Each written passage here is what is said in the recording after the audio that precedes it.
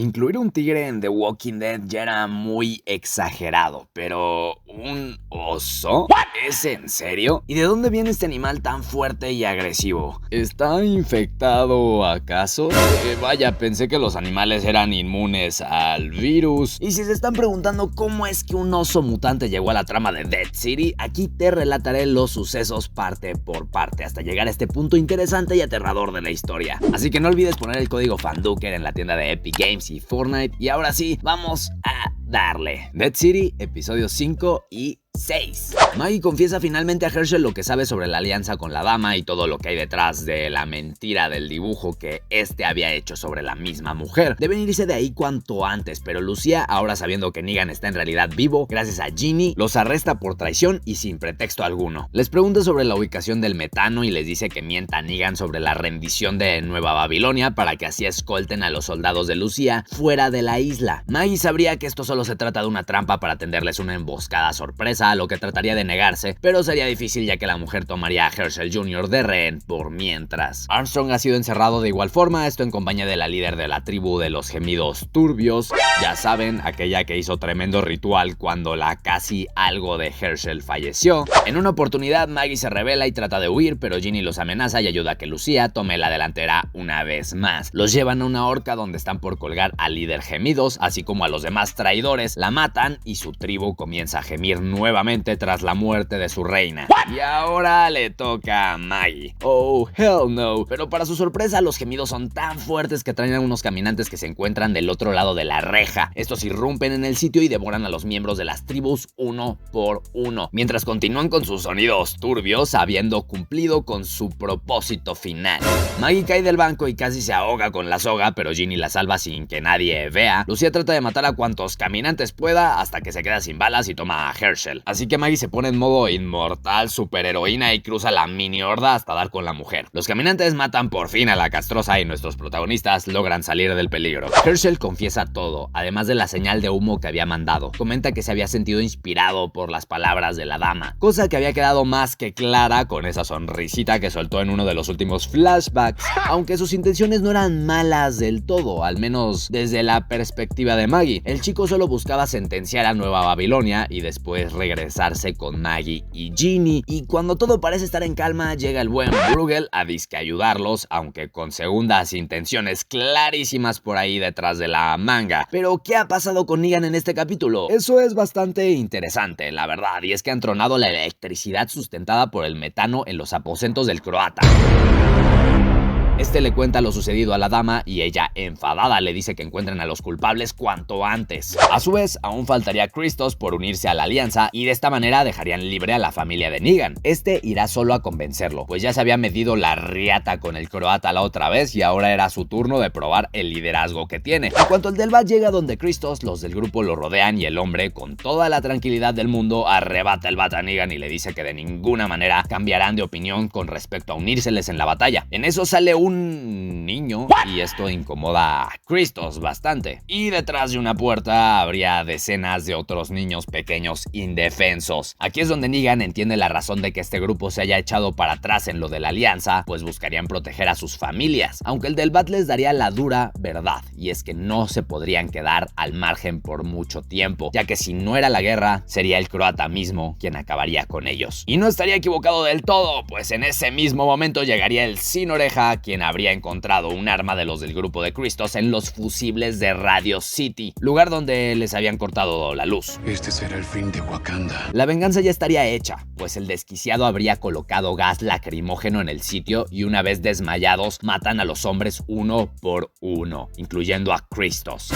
Y de los niños ni se diga, creo que nos conviene no pensarlo, la verdad. Uf, qué fuerte es esto, y lo peor de todo es que se sabe que la dama no había pedido al croata que los matara en su totalidad. El maníaco se había revelado de cierta manera y aunque esto sea doloroso para Negan, este debe aprovechar el asunto para poner las cartas a su favor. Él sabe que la dama se enojará por esto, así que debe buscar que el croata se enfade de igual forma. Le insinúa que la mujer trata a su rata que tiene de mascota mejor incluso que al mismo de una oreja, y para reforzar la idea le comenta que debe empezar a dejar a esa doña de lado y que cualquier cosa el del Bat le cuidaría la espalda. Y en efecto, funciona. En cuanto la mujer ataca al croata con regaños y malos tonos de voz, le contesta por primera vez: ¡Oblígame, perro! Ante esto deciden tomar un respiro para volver a pensar las cosas y hablarlo de nuevo, y aquí es donde el listo de Negan entraría en juego. La dama entra a su cuarto y ve a la rata muerta en el piso. Llega el croata a charlar una vez más y la mujer enloquece. A media pelea el cuarto se incendia accidentalmente y la vieja se está quemando. ¿Y el croata la salva? Pues no, obviamente, aprovecha el chance y la deja a su suerte. Y para terminar vemos a Negan limpiando las suelas de sus zapatos, de aquello que serían los restos del pobre roedor. ¿Qué jugada fue esa? Esto solamente sería el inicio de su muy brillante plan y aquí termina el episodio 5. Pero, ¿qué pedo con el oso? Esos bastardos me mintieron. Ahí vamos con ello. Episodio 6. El croata está explicando a Negan lo sucedido con la dama y tras esto se percata de la rata aplastada en el piso. Esto ya le empieza a llamar la atención, pues como bien sabemos, él no le había hecho nada a la criatura. El del bat, sabiendo perfectamente lo que hace, compara la situación con el nuevo comienzo que buscaba la dama, metiéndole la idea de que esta puede ser una excelente oportunidad de dar un reinicio sin ella. El croata le confiesa que se iría a Croacia si pudiera elegir por sí mismo, lo cual sería una realidad ahora, dado que la mujer que lo gobernaba había sido derrocada. Sin embargo, algo lo detenía de irse, ya que en su intento de ir fue cuando chocó en la isla, precisamente. Con esto le pide a Negan ir con él a Croacia, con todo y su familia. Y vaya que sí le sigue teniendo aprecio al hombre como para pedirle semejante favor. Pero sabemos que los sentimientos de Negan no son los mismos, no son mutuos, por lo que le dice que no puede ir. En eso, el de una sola oreja observa la sangre que hay en el zapato de su antiguo líder, y ahí es cuando descubre la verdad. En un punto, el güey es más rápido que él y coge el bat antes para empezar una pelea, aunque de corta duración, pues tras darle unos cuantos guamazos al de la chaqueta y activar los electroshocks, buscando encestarle una buena electrocutadita, Negan lo esquiva y logra recuperar a Lucille 2.0. Lo pone en su lugar y le grita que lo había salvado de la dama, que le debería estar dando las gracias. El hombre tiene un punto, pues el croata ya había sufrido bastante con aquella mujer como para haberse enojado de que lo ayudara a derrocarla. El del acento acepta su derrota como un caballero y Negan le aplica la del Rey León, diciéndole que se fuera y que no volviera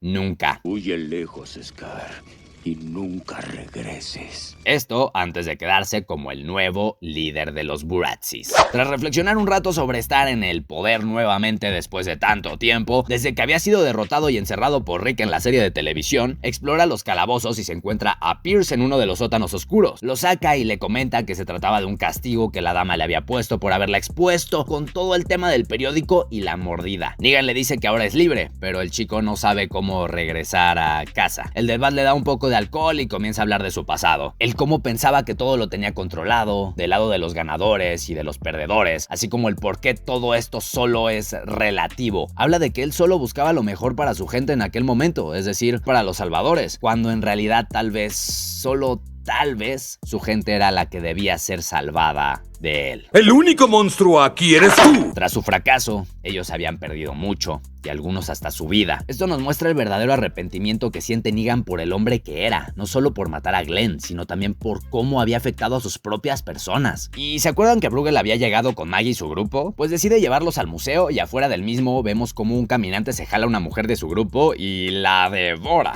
obviamente. Maggie y el resto acompañan al hombre hasta el sitio, pero eso no quita el hecho de que buscarán irse en cuanto tengan la oportunidad. Bruegel parece leerles el pensamiento, por lo que les dice que son completamente libres, pero que antes deben comer con él. Esto parece una trampa, claramente, o tal vez una simple estrategia sucia. Les ofrece el metano que ni siquiera es suyo aún. ¡Wow! Vaya estrategia. Además de matar al grupo de Negan para ellos, deshaciendo el trato que tenía con los del teatro prácticamente en su totalidad. En eso llega la mujer que había sido devorada por el muerto. Bruegel la mata y dice que no hay nada que temer, que son cosas que pasan, reflejando el tono tranquilo que este personaje toma ante situaciones como estas. El batillo está loco, eso lo sabemos, y los del grupo bueno deberán pensar en qué es lo que van a hacer. Armstrong quiere acceder, obviamente, pues necesita el metano, además de que no termina de entender por qué Maggie, la hater número 1 de Negan, ahora lo quiere salvar. O sea, aquel hombre que asesinó a su esposo.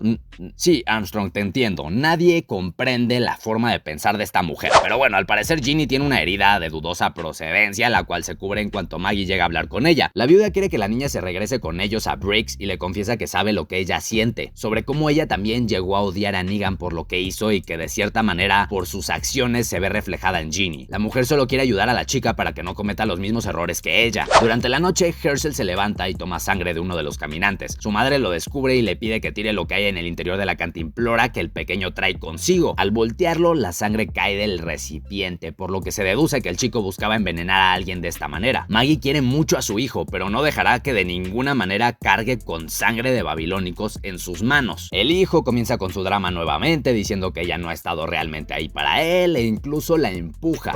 Oh my fucking god. El chamaco devastado está por irse del lugar, pero oh hell no, al abrir la puerta, ahora sí, el tan esperado ser de 3 metros, grande y feroz como Mor'du, los está esperando con las patas y garras bien abiertas. Cierran rápidamente la puerta, pero no sé si este animal tiene algo, si está mutado o incluso infectado, porque embiste con la puerta una y otra vez hasta que la rompe. Madre e hijo huyen por el pasillo y deben separarse. Maggie tratará de despistar al monstruo mientras que Hershel se resguarda. La viuda libera a los caminantes de Bruegel para que lidien con la criatura, y aquí uno se percata de que al igual que con los flashbacks en el episodio 3, en este capítulo emplean la misma fórmula que en la temporada pasada, introduciendo a un ser distinto y grande a la trama, por lo que no me sorprendería que sí se tratase de un animal muerto y resucitado por el mismo virus. El oso revienta a los walkers con tal facilidad como si de piñatas baratas de cartón se tratasen, y en cuanto el Mor'du se acerca demasiado a la madre, Hershel le arroja cuchillos con una puntería de huevos, aturdiéndolo poco a poco y haciendo que solito embista su cuello contra la parte puntiaguda de una de las rejas. Eso tuvo que doler.